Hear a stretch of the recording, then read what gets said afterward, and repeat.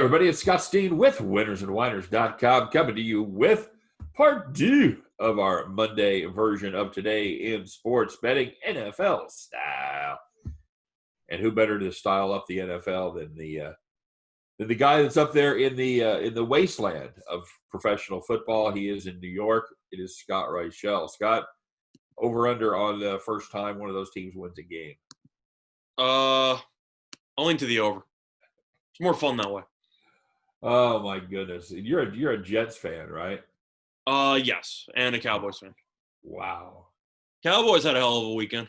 Yeah. Well, the defense is still terrible, but they had a hell of a weekend. They really did. That was quite a football game.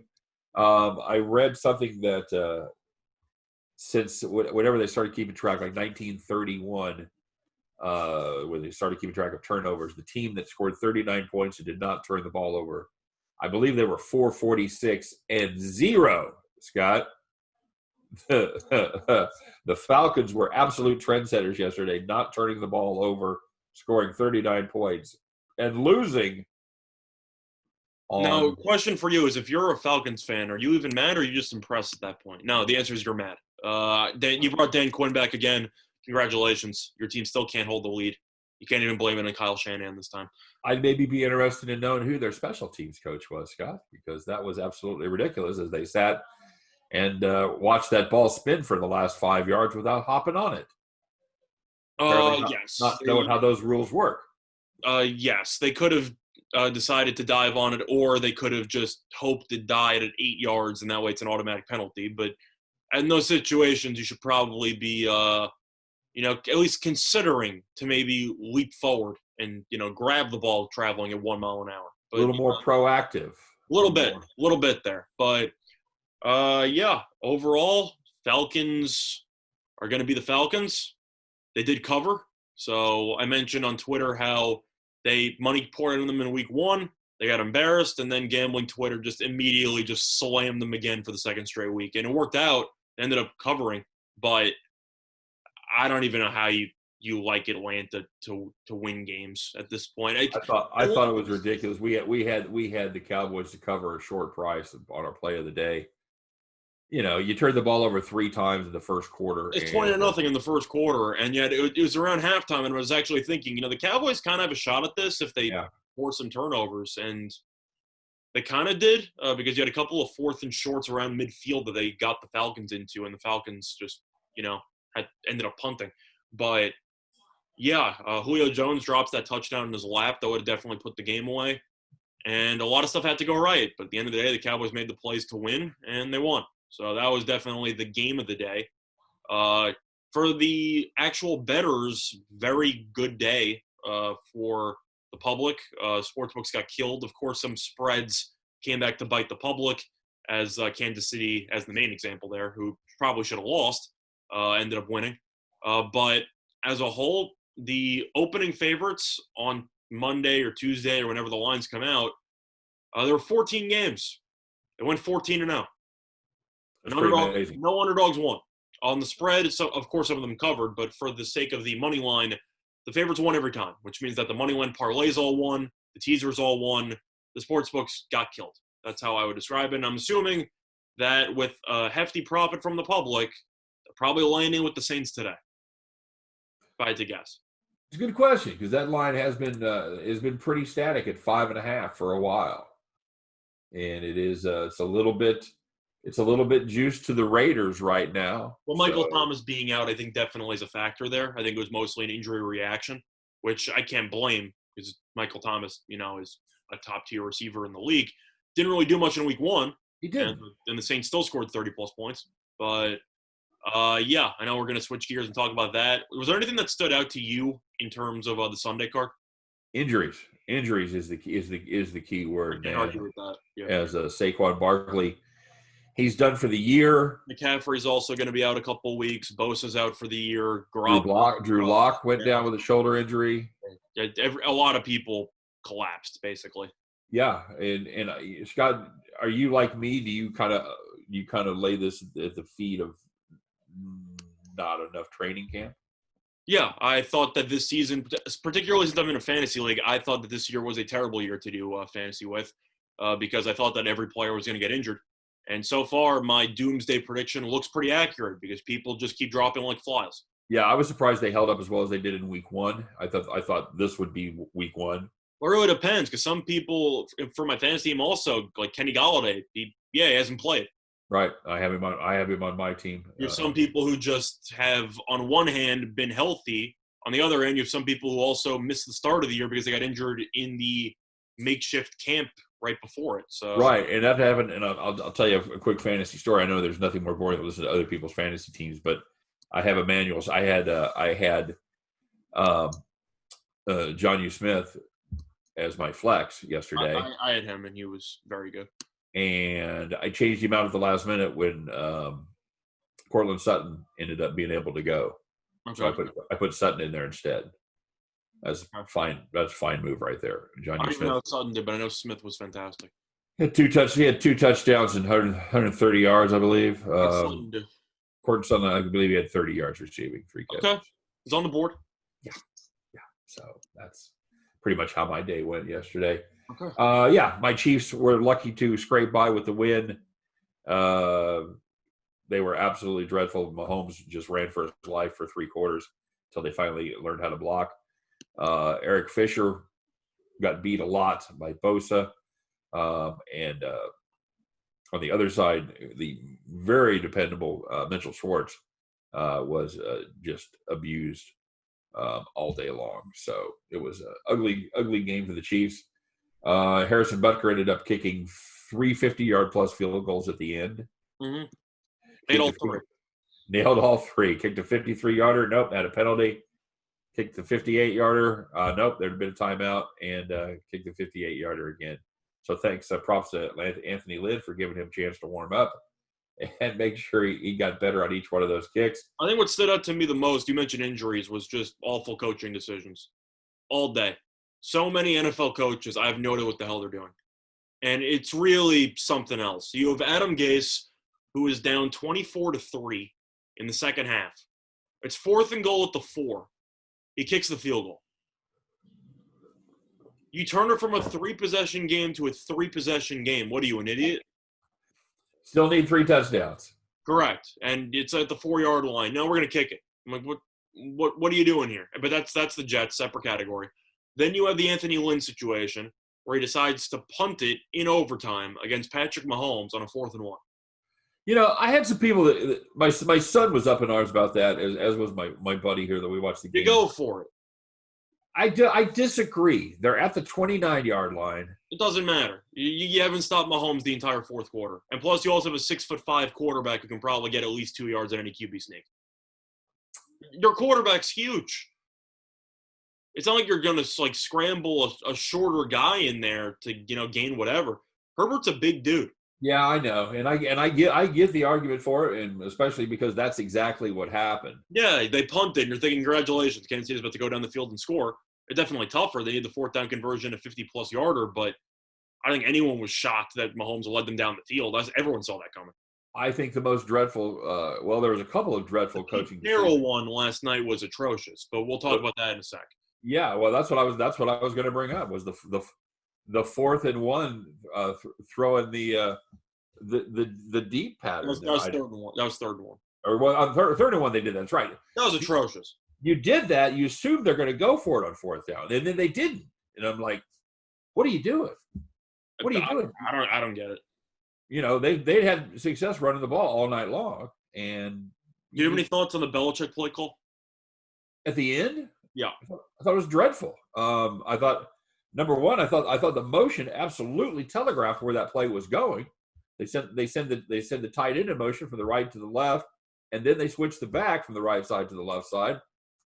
Everybody knows where that play's going, and everybody knows who's going to carry the ball. Yeah, I think everybody knew it, but they also hadn't stopped it all day. So it was kind of except when they had to, when they stopped it on the 2-point conversion. The conversion they did, yeah. The thing that I would have done is I might have kept the same play call, but I would have maybe sent one receiver out of the backside, maybe as a failsafe, because that play had no shot.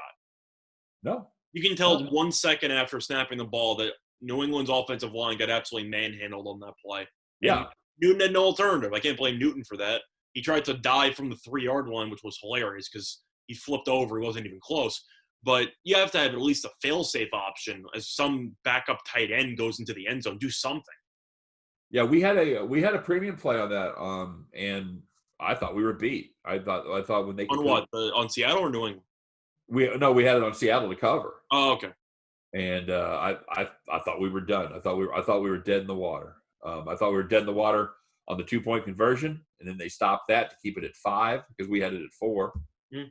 And then I thought we were absolutely dead when it was 2 yards to go. What a terrible use of timeouts, by the way. They should have had at least one more play. There was no reason to keep a timeout in your pocket as the game ended. I don't understand Belichick not calling a timeout. I wasn't sure about that either. But at the end of the day, I mostly, even though Seattle won, I thought Carroll was atrocious yesterday. He was good for most of the game. I had no idea what the hell he was doing for the last 3 minutes. No. I thought they made some questionable defensive alignment decisions there on that last drive. I thought everything about the last 5 minutes of that game from Pete Carroll's standpoint was just absolutely, atrocious. It was dreadful. The 3rd and 1 deep pass is something that you'd expect to see from Bill O'Brien. I'm not expecting to see that from Pete Carroll. Right. It was dumbfounding.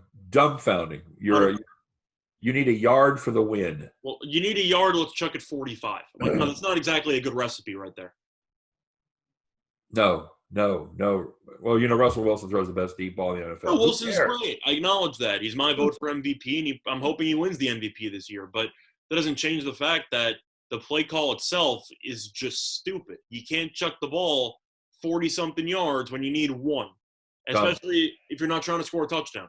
The goal of catching a 40-yard pass is to fall down as soon as you catch it, to throw 2 yards instead. Dreadful. I didn't get it. I don't know what it is about Pete Carroll that insists on throwing passes. Not just Pete Carroll, just about just a lot of coaches. It's just a matter of their job is to follow football. And I swear you can find mistakes with coaching in any game that you look at. They also don't understand math. No, they don't understand math. It's terrible stuff. They the new thing now is you have the Eagles also chasing points early in the second half. Yeah. They ended up missing. They went down 9s. They were still down double digits. I don't know what the hell they were doing. They were down 9 points, and they're like, we're going for 2. I'm like, if you kick the extra point, it's a 1-possession game, and you're in the middle of the second quarter. Well, the new thing now is when they're down 12 to go for 2 on the touchdown. Just keep chasing. It's like, no, right. You kick the extra point because it's 2 possessions, because then you need You never know what's going to happen. If you could hold them to a field goal instead of a touchdown, and now all of a sudden the 2-point conversion doesn't play into it. Correct. But they just like, no, we're going for 2. I'm like, you like in the fourth quarter, maybe in the second quarter. Like, calm down. You don't have to go for it here. You had the Anthony Lynn one was a problem for me, but you made the argument, whatever.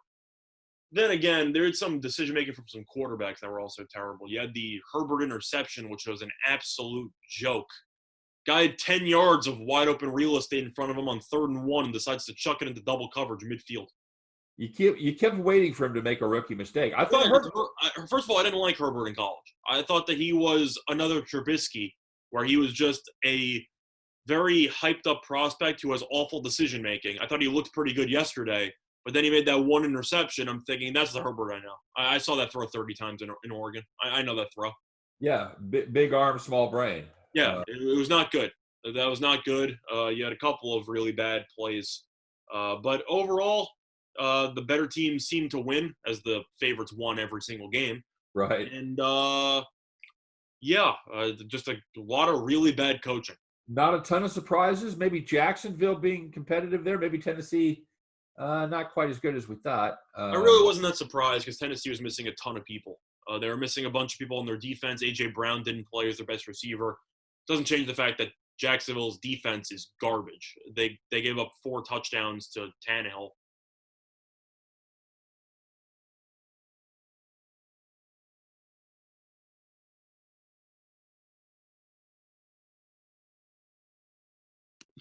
Yeah, so I understand that Jacksonville kept it competitive, but at the end of the day, it was just a matter of their defense being terrible. If you've looked at what they've done the first 2 weeks, Phillip Rivers, despite throwing an interception or whatever and being kind of watched, which is why the Colts ran the ball 20-something times yesterday because they knew that Rivers isn't the same guy he used to be, still threw for 360-plus yards. You go into week 2, Titans are missing the number 1 receiver. Doesn't matter. Tannehill's going to throw for 4 touchdowns. Their defense is atrocious. You're talking about 2 different games.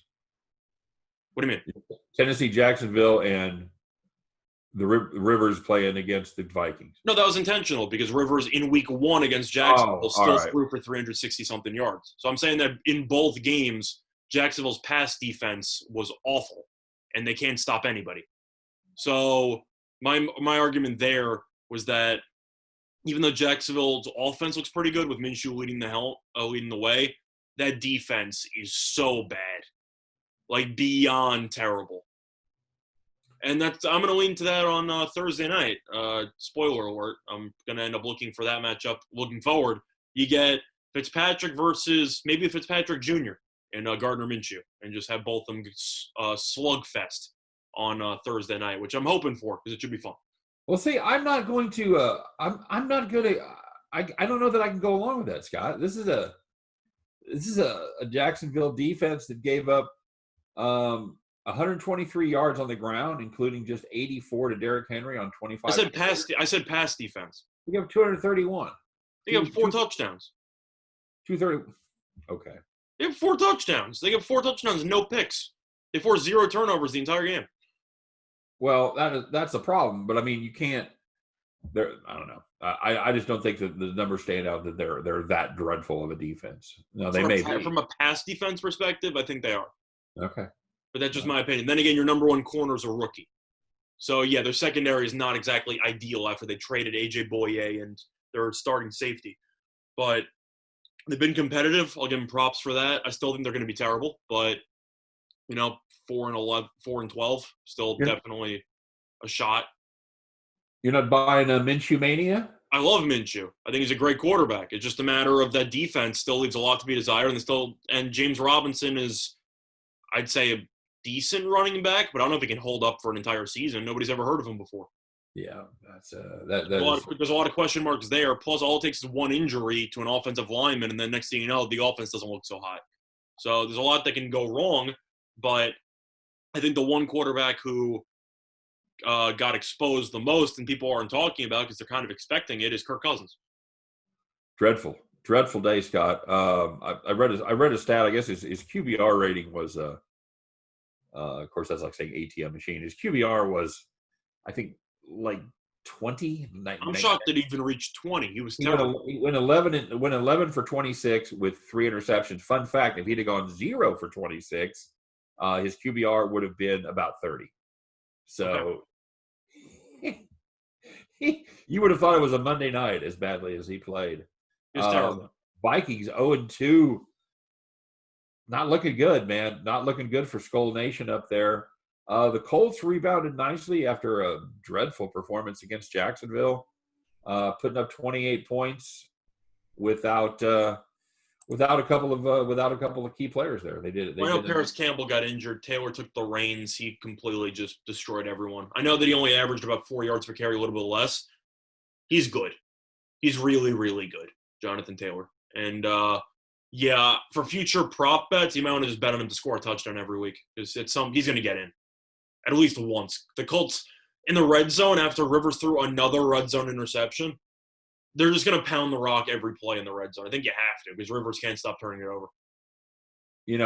We're familiar with his work being in Kansas City here. We thought he was washed last year, and yet they paid him $20-something million. I'm thinking to myself, is he really that much better than Jacoby Brissett? And the answer is no. No, he is not. But congratulations. Now you're paying 2 quarterbacks like $40 combined million. Congratulations. Yeah, well done indeed. Yeah, Rivers had a very pedestrian day, 19 to 25, 214 yards, 1 pick. It was intentional. The Colts realized, what if we just run the ball instead of, throwing it behind our offensive line? Everyone's like, you're a genius. By the way, I'm looking at this now. Kirk Cousins had a QBR of 9.3. Yeah, not good. Not good. This is something where, you say, one of those times you say, I literally could have done better. Because you can't even bench him because you're paying him too much money. Oh, no, God. Oh, God, you can't. Oh, no. That's what I'm saying. You're forced to use Cousins. Yeah, they did nothing well. They did absolutely. No, they were awful. Defensively, I'll say that they played better than they did in week 1 because anytime your quarterback can't even get first downs, I thought the defense was okay. They tried. Like, there's not much you can ask for the Vikings if you're on the field.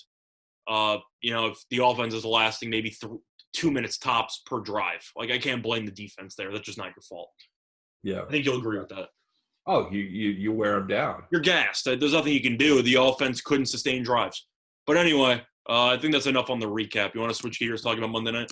Yep, let's do it. Raiders opening up their new stadium. And, Scott, there's been a major line move since this show started. I see that.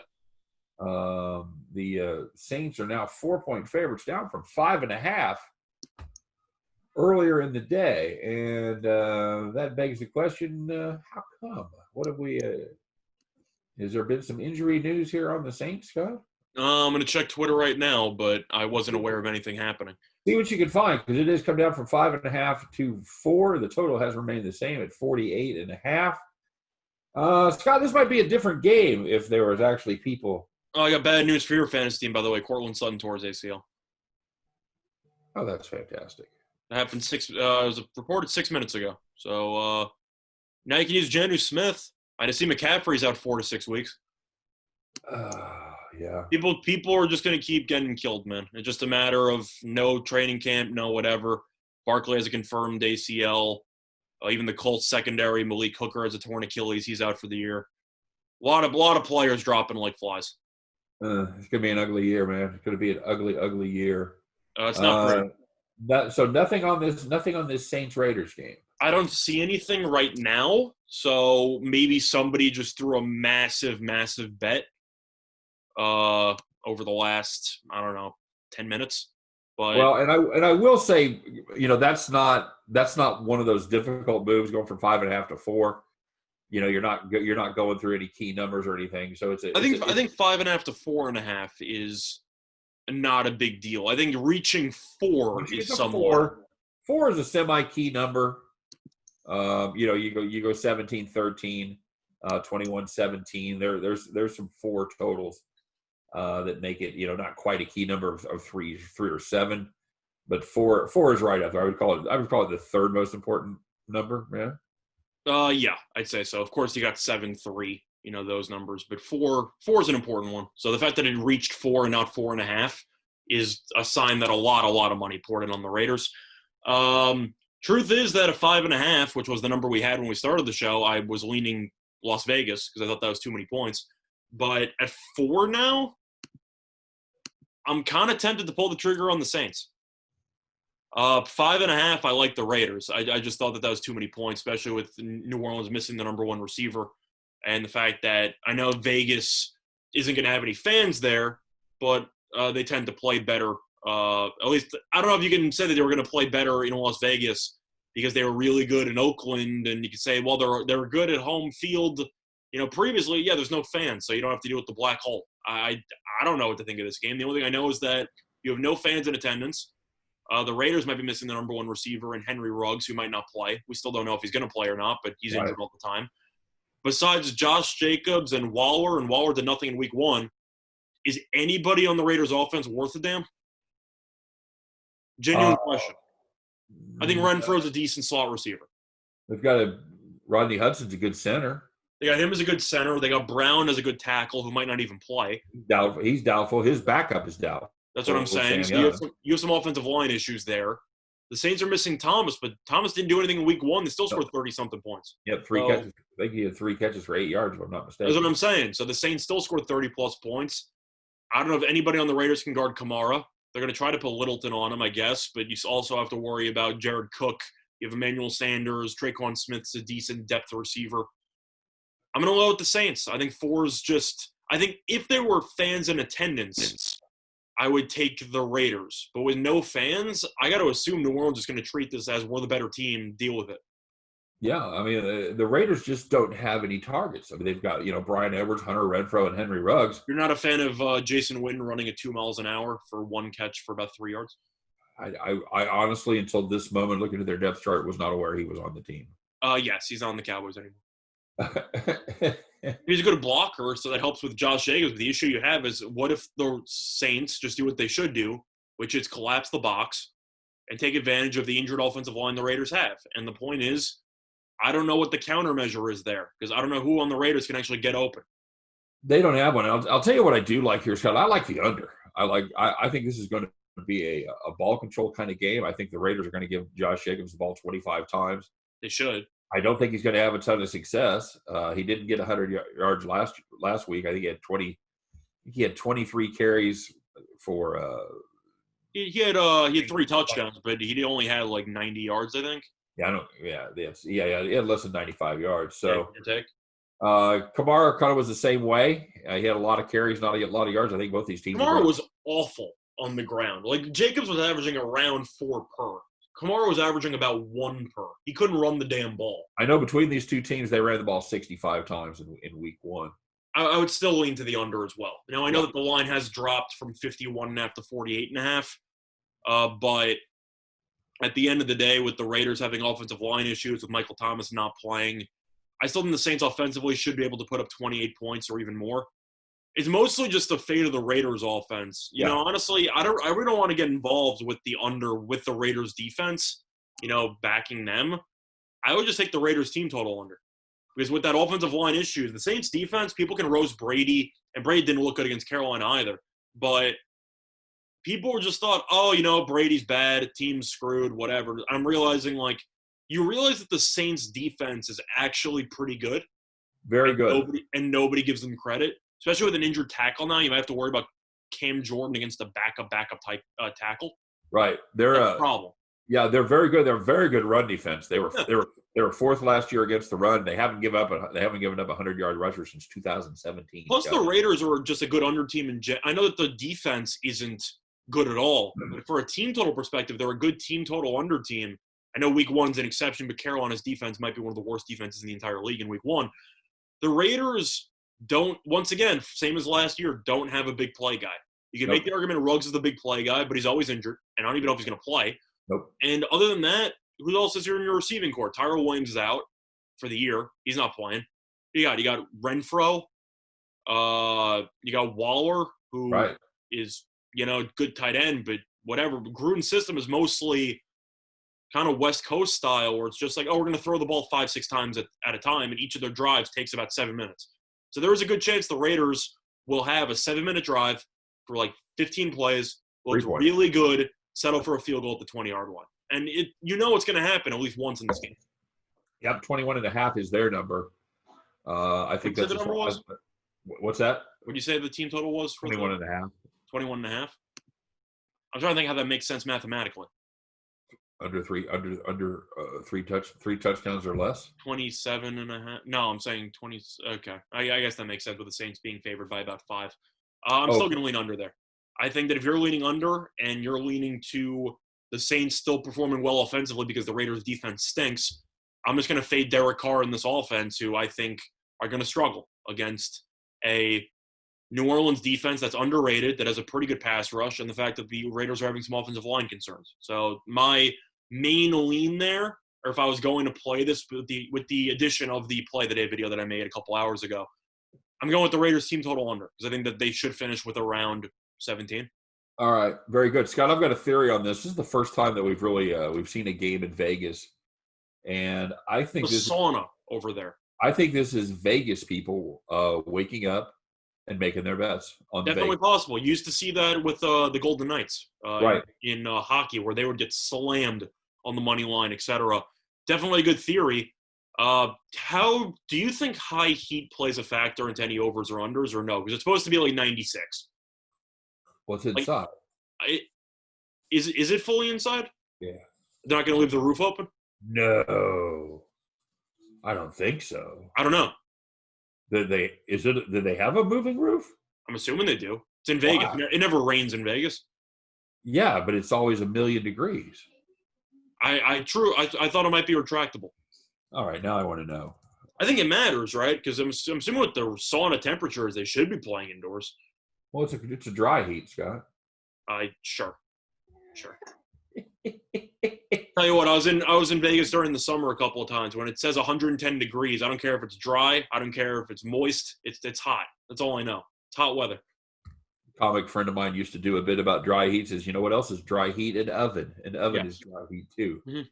I see nothing here about it being a retractable roof. I don't think it is a retractable roof. Do you see anything about a roof? It's on fire. Okay. It has no. I mean, it doesn't look like it's set up to be a retractable roof. I do not think it's a retractable roof. Okay, fair enough. It's Vegas. They're going to go, you know what? It's hot. Yeah. So I think this is going to be, and I do think heat makes a difference as far as totals go. I think guys get gassed, or you start playing those games down in Miami and down in Tampa and in September heat. Yeah, I think that can make a difference, but I don't think. I think it could on this one. So yeah, overall though, I'm still winning team total under for the Raiders. This game screams to me 24-17. Something like that. That's how I see this game playing out. All right, very good. I think that's solid. I like all kinds of under here as well. Some player props. I have some thoughts on. I don't know if you have any thoughts on player props. Go ahead, get it started. I know. We talked about a couple of different player props. What do you got loaded up? Well, I already have a play that I own one, so I'm not going to talk about it. In terms of other stuff, Emmanuel Sanders has had his line climb a lot. Over the last, I'd say, 10, 12 hours, where his receiving yards total has gone up. He didn't really do much in week one. He had a touchdown overturned because of an offensive passing interference, so he did get targeted in the red zone and everything like that. The question is, with Thomas out, that opens up a lot of targets for a lot of different people, and it really kind of depends on who you think is going to perform well. I got to assume Breeze is going to rely on the veteran who's going to be taking over the number one spot, especially with the fact that he's also playing in the slot. Sometimes they move him around the formation, and the Raiders' secondary is complete garbage. So I think Sanders should probably go for 60-plus yards, in my opinion. You have any thoughts on Sanders? I don't hate. What do you got? I have Sanders at 69. What do you have? Oh, he's at 69? Let me see, because I checked last night. I could have sworn it was in like the 50s. Well, now this is pick your own. You can take it down to 59 and juice it at minus 143. Let me see what I have here for yards here. Which book are you using for that? It's Bet Online. I see 55.5. I'm looking at receiving yards for Sanders. I see DraftKings is 55.5. Oh, okay. I thought you were saying okay. So you can what juice? Minus 112. Okay. All right. So I lean over there. I think there's a good chance Sanders catches maybe 6 balls for about 60. Yeah, that sounds right. I'm not going to play that, by the way. That's just a personal thought. I think that receiving yards total is too low. Yeah, I think you look at him. I think you look at Jared Cook. Yeah. I probably lean more. I think Cook is dicey because I don't know who Littleton's going to guard, and Littleton's actually a very good coverage linebacker. I'm going to lean. I don't care. That's fair. I think Breeze has more familiarity with Jared Cook. So I'd probably lean more towards Jared Cook getting over 65 than I would Sanders getting over 69. Although I think both are solid plays. Are 50? What do you say? 55, 65? 55.5 was for Sanders. 55.5. Yeah. Okay. Yeah, that's a little bit low to me. Yeah, that's a lot different than 69. That's a catch and a half or 2 catches even. So. Well, you could do the power move and take the 14-yard middle. Yeah, you could. You can get it. Yeah, not terrible. Okay, all right. Other than that, I'm trying to think of who you can take with the Raiders, and it's kind of dicey. Waller's 47.5, not really a fan there. Renfro at 35.5, I think that's a little bit too low. But that's the issue that you also have with the Raiders, that their number one receiver, whoever it's going to be tonight, is going to be matched up on Lattimore Island. It's not a place you want to be. Right. Lattimore is really, really good. People don't realize how good he is. Renfro's kind of the security blanket for Carr, third down conversion guy. Kind of similar role to what the Cowboys did with Cole Beasley. Kind of similar in that aspect. I think Renfro's good. I think Renfro's total is a bit low, especially if game flow is going to assume, based on our opinions, that the Raiders won't be able to run the ball as well as they want to, so they're probably going to be forced to throw the ball a decent amount. I think Renfro is a decent value there at 35.5. But my main thoughts on the game, I'll lean to the Saints -4. Okay. I like Josh Jacobs over 21 carries. Okay. I would play that as well. And my main play on this game is going to be the under 48.5. I just think this is going to be a slugfest with ball control, not a lot of deep shots. Drew Brees doesn't have the deep arm that he used to have, and of course he doesn't have his main deep threat available for this game. I think it's going to be a lot of ball control, passing, a lot of West Coast type offense, and running the football for the Saints. Well, we're kind of looking at the same thing, but from different perspectives, because my two favorite plays are going to be the Saints -4, and it's also going to be on the Raiders team total under, and you said it was 21.5. Yep. All right. I think those are both solid plays. I'm just trying to see what the juice is on that Raiders team total. 115 is I got on Bet Online. I see 22.5 at -112 on FanDuel, so I'm going to take the 22.5. Take it. Although 22 is the most unlikely number to ever hit. Makes no difference, but screw it. I used to be in a 22 pot where they drew a name every weekend. If any team landed on 22, you won the pot. You put in like $10 a week. The number is basically impossible. You need a miracle 2-point conversion or a safety. Yeah, I think it hit like maybe 3 times in the season, maybe. I'll still go with the under there. It looks better on paper if you say you got 22.5 as opposed to 21. Take the value anytime you can. Absolutely. No, I'm never going to be the one to poo-poo an extra point. Fight for every point. Yeah, I'll play those. I'll go with the Saints and I'll go with the under for the Raiders. All right, good enough. I do have a premium on the side, but I do like the under 48.5 quite a bit just due to game flow. So, okay. All right, there you go. That's our NFL show for the day, for the week. We'll be back Thursday talking about the NFL, of course. So, but we'll be back tomorrow. It's just going to be baseball tomorrow, Scott. I don't think we have a basketball game again until or do we have Lakers? We have the Lakers game tomorrow. You're right. Tonight's the dark night. Wednesday they play Boston again. So, all right, guys, there you go. That's our NFL takes for the week. As always, you want to get the deepest dive anywhere on the interwebs on this game tonight, check out winnersandliners.com. You will be astounded and amazed with all of the information that is available. So get over there and read about this game and see. Tell us why we're crazy in the comment section. Let us know what you're playing. What are you playing on this game tonight? Whatever it is, tell us what you got, and we'll be anxious to see how your picks match up with ours. So for myself, for Scott Reichel, for all of us over here at winnersandliners.com, we appreciate you stopping by today.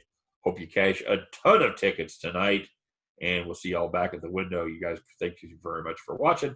We'll see you next time on Today in Sports Betting. Take care, everybody.